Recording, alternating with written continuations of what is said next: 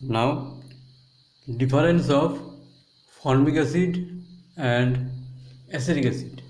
Both are fatty acid. Formic acid and acetic acid.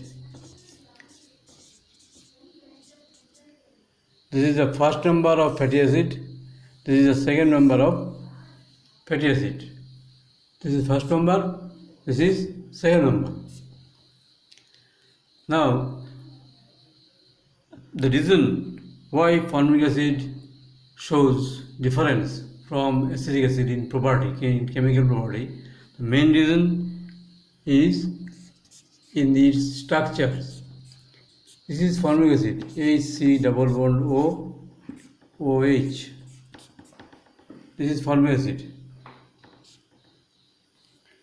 Now, if we divide according to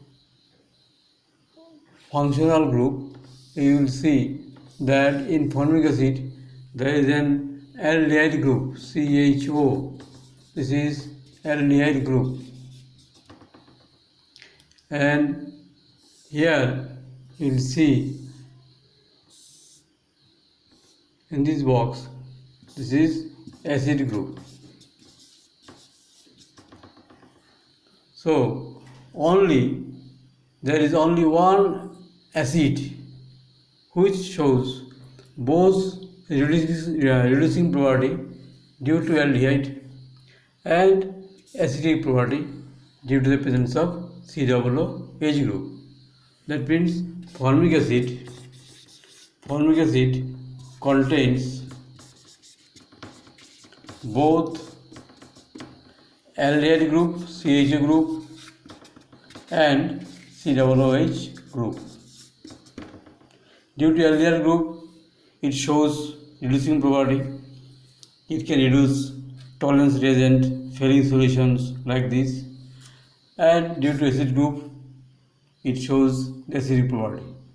So difference in formic acid and acetic acid is due to the presence of aldehyde group, because this group is common in acetic acid and formic acid. Now you will see the differences in formic acid and acetic acid.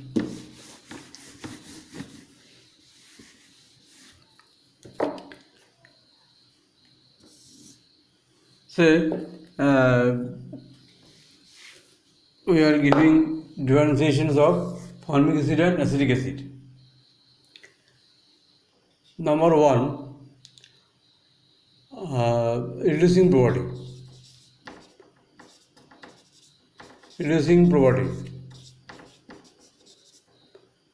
Not number one, this is only reducing property. By reducing property, you can show the differences.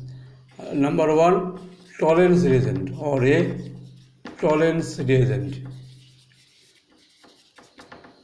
You already know what is tolerance reagent. This is ammoniacal silver nitrate solutions. Silver nitrate with ammonium hydroxide.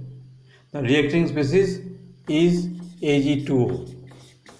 For simplicity, actually you have seen argent ammonium ion is the reacting species.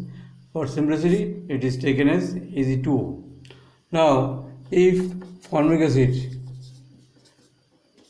is mixed with tolerance reagents, that means Ag2O, due to the presence of aldehyde group, it will reduce silver oxide to silver, and formic acid will be oxidized to carbon dioxide and water.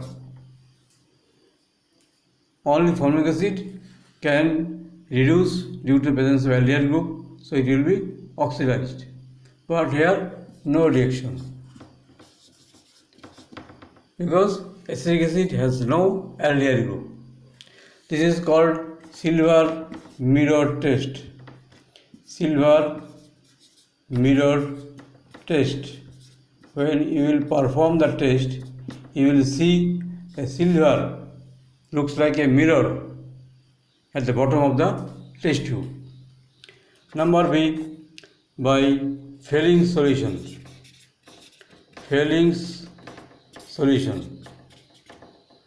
which is the mixtures of filling solution A and filling solutions B, copper sulfate and sodium potassium tartrate, alkaline sodium potassium tartrate, and the reacting species is cupric hydroxide. So you have seen earlier what is filling solutions.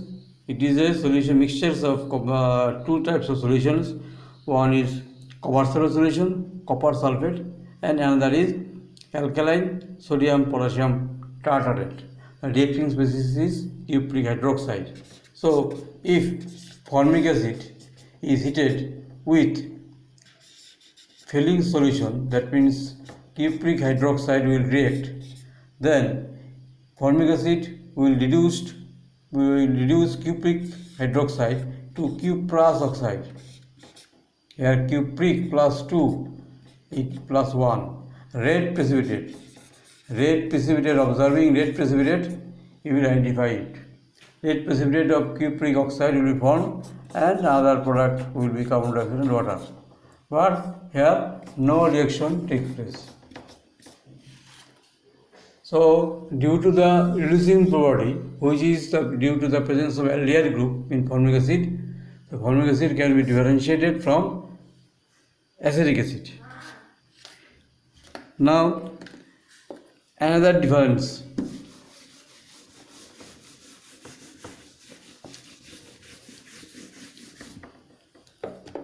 Another difference of say acetic acid and acetone. If you read the properties well of each compound, then you will find out the point by which you can differentiate acetic acid and acetone. Say number 1, sodium bicarbonate solution. This is reagent by which you can differentiate sodium bicarbonate solution. When saturated solutions of sodium bicarbonate is added to acetic acid and acetone separately, evolution of carbon dioxide occurs, evolution of CO2 gas, no reaction in acetone. Earlier you have seen that this CH3COOH plus NaHCO3, you have to give the reactions, otherwise it will be like history. This is chemistry, so we have to give reaction structures, etc. CH3COONA plus H2O plus CO2. Evolutions of carbon dioxide will be observed. Number 2 is reagent by say iodine plus NaOH, which is required for iodoform reaction. Here no reaction, and here yellow crystals formed. Why? Because CH3COCH3 when added with iodine and NaOH, as there is a ketomethyl group, CH3CO group, it will undergo haloform, that means iodoform reactions, forming iodoform plus CH3COONA. This is iodoform, yellow crystal.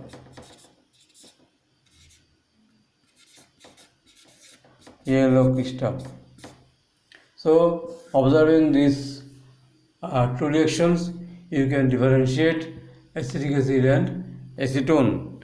In this way, you have to read some differences between every compound. You have to read the properties first, and you will find out what are the differences between this compound.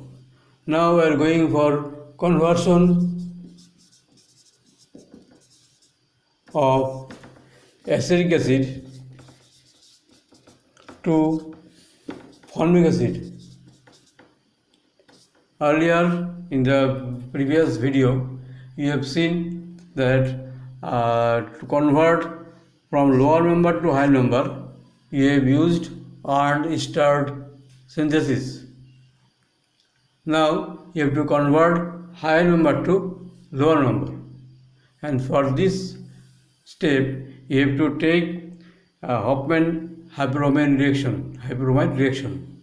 Say the starting materials is acetic acid. You have to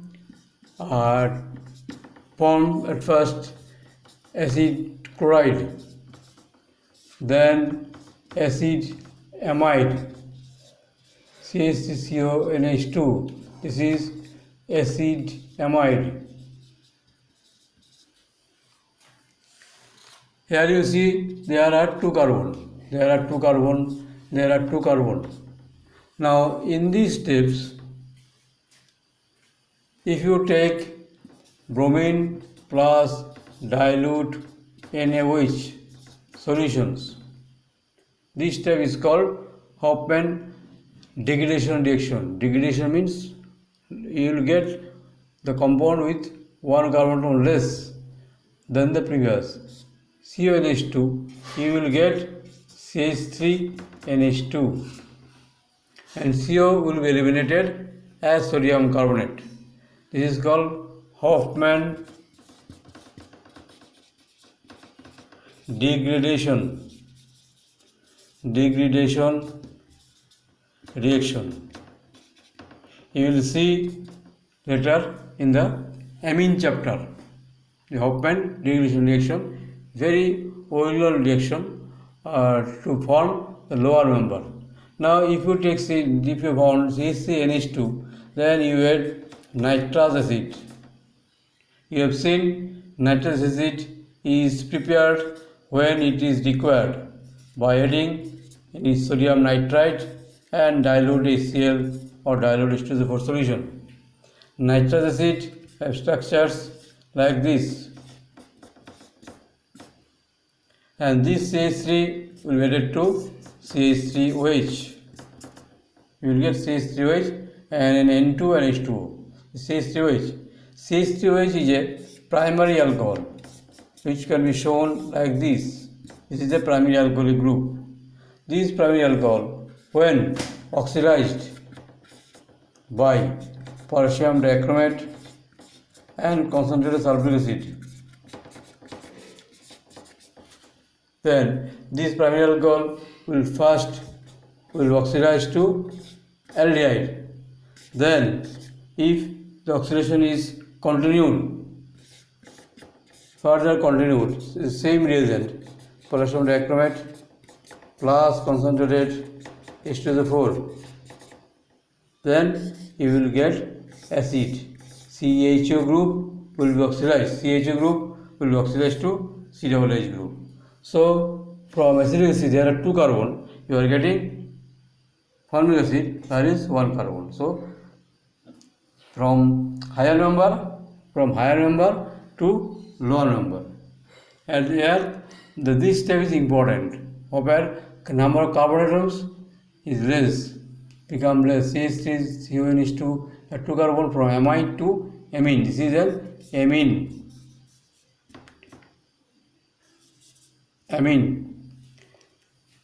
So this is the process by which you can prepare acids from higher number to lower number. This sense.